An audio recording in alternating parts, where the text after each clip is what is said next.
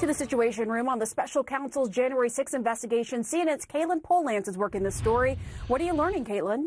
Well, Pamela, we just saw an order from the D.C. Circuit Court of Appeals, and what this appeals court in Washington is going to be doing is they're going to be looking into how much the special counsel investigation being led by Jack Smith around January 6th can get into and dig into the records of members of Congress. So it's a really big and important legal issue, a lot of implications for the law, for the federal government, and also specifically for this criminal investigation that is ongoing.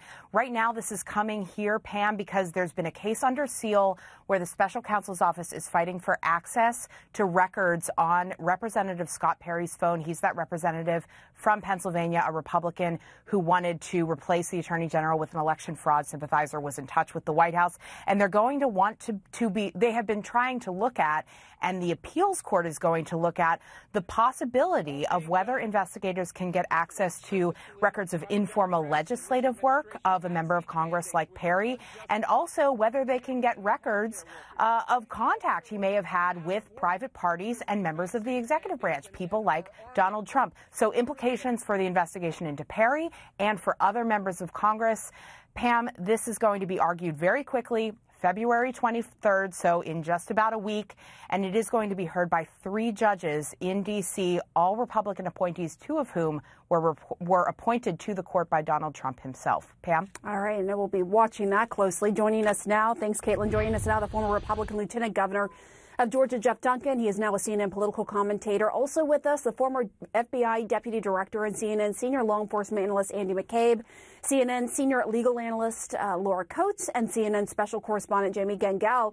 Laura, first to you, your reaction to this news that this appeals court will hear this key dispute. It's pretty significant given the fact that, remember, Perry is one of, 5 members of Congress who is asking for a pardon. We revealed that, of course, during the January 6th hearings on this very issue. And you're going to have an insight, essentially, into this discussion about whether the executive branch, which is under the umbrella, of course, of where DOJ is going to be, whether the executive branch is going to have the ability to do this to a member of the legislative branch. So expect to have separation of powers and checks and balances arguments that are raised. But it does not in any way alleviate the concern for trying to find the answer to the question of just how significant was the input and the impact of someone like Congressman Perry on trying to, as Caitlin spoke about, trying to ensure that maybe Jeffrey Clark could have been installed as the Attorney General to support the election denialism, and what evidence may or may not be on his phone or any correspondence in this issue. It is very telling that the appeals court did not simply say, forget it and wash their hands and dismiss this action,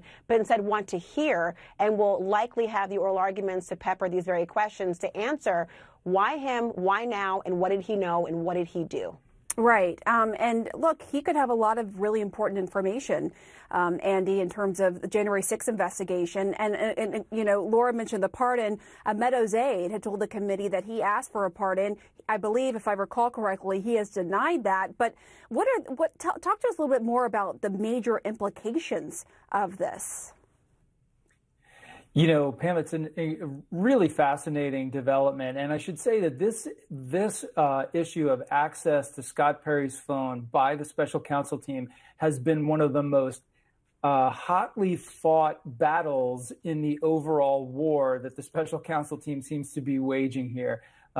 Representative Perry has been pushing back for months and months. There have been many hearings and a lot of court action in hearings that have not been open to the public. So it's fascinating to see this to come forward.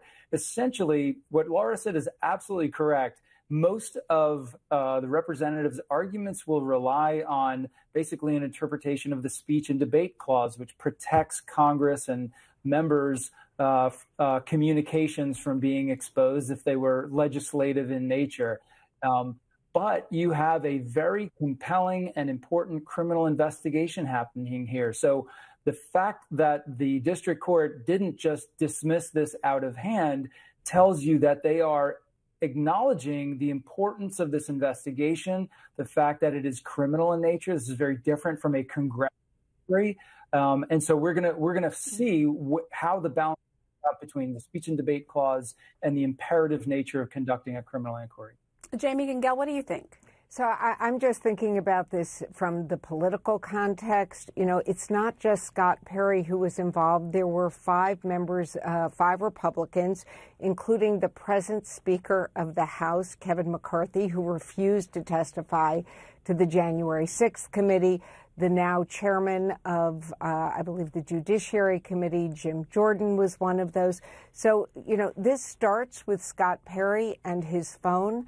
But it's going to be fascinating to see, you know, not to get ahead of ourselves because we have to go through the judicial process, but this could have an impact politically on potentially the Speaker of the House and these other members. Yeah, I think that's important context for understanding the implications here. I want to turn back to Fulton County. Jeff, you were the former Lieutenant Governor of Georgia. What is your reaction to the Fulton County grand jury's report? Again, we've only seen a portion of it released, but what stands out to you from these sections released today?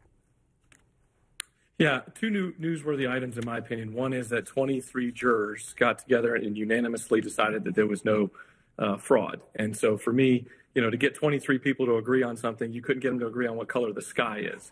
So that was the first. Yeah.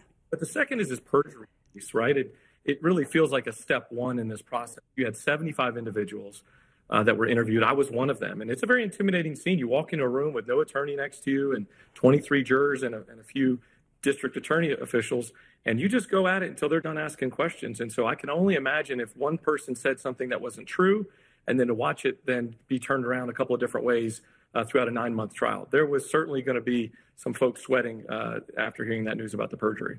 And yet, Jamie, a Trump spokesperson reacted essentially gloating that the excerpts from the report do not even mention President Trump's name. What do you make of that spin? So I would say that is spin for an audience of one, and that person is Donald Trump. That's what he wants said and to hear. But we're a long ways off. Look, there's a lot we don't know from what was released today, but it's likely we're going to find out much more. And, you know, nice try, but there's more to come. Right. And let's not forget the purpose initially, Laura, right, for the grand jury is to look into whether Trump illegally tried to intervene in the administration of the election and the results. The grand jury focuses on this from what has been released. You know, the perjury part, right? Mm-hmm. Recommending that the district attorney seek appropriate indictments for possible perjury. Talk a little bit about the legal weight that could carry. Well, remember, this is a special grand jury, unlike our normal notion of having a criminal grand jury whose sole purpose is to find probable cause to allow a prosecutor to then issue an indictment for a felony charge. This result was a report that would talk about the idea of being able to investigate and go forward with the perjury charge. And frankly, as a prosecutor, you would more likely want to have a charge of an actual crime as opposed to lying about the statements surrounding the crime. Perjury is a very serious charge, don't get me wrong, but you want to have the meat on the bone. And so this actually is giving some greater credence and gravitas to what Fani Willis will be looking at, confirming that these 23 or so people were in agreement that somebody, based on the failure of consistency, or that somebody was known to be lying based on the breadth of evidence that they actually heard. That's very telling of how she might go forward, but it is not the end of the inquiry. But it certainly would give greater credence to her pursuit going forward. And I will just say this. One of the things she said in open court was the idea of wanting to provide for fairness. Tarring and feathering in the public square and providing all the names of potential defendants or anyone else is problematic. So his name not being there, no one's name was there, Pam.